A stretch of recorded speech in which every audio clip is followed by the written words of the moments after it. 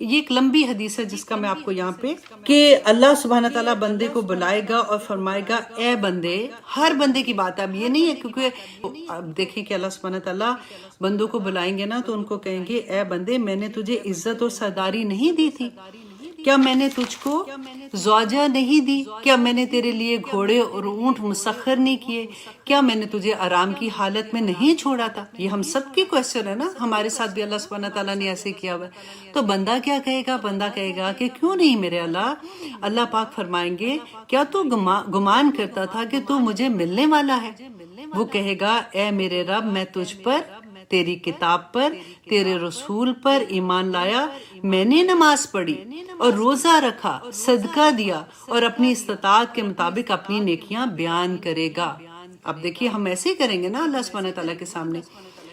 اللہ اکبر۔ اللہ سبحانہ تعالیٰ فرمائیں گے کہ ابھی پتہ چل جاتا ہے، پھر اس سے کہا جائے گا کہ ہم تیرے خلاف اپنے گواہ بھیجتے ہیں۔ وہ بندہ اپنے دل میں سوچے گا کہ میرے خلاف کون گواہی دینے والا ہے؟ پھر اس کے منہ پر مہر لگا دی جائے گی اور اس کی ران، اس کی ہڈی، اس کا گوشت، اس سے کہا جائے گا کہ اب تم بولو، اور وہ اس کے اعمال بیان کر دیں گے، اور یہ وہ منافق ہوگا جس سے اللہ سبحانہ تعالیٰ ناراض ہوں گے۔ اب دیکھیے کہ یہ لوگ وہ ہیں جو نماز بھی پڑھتے تھے، زکوٰۃ بھی دیتے تھے، سارا کچھ آپ نے دیکھا نا۔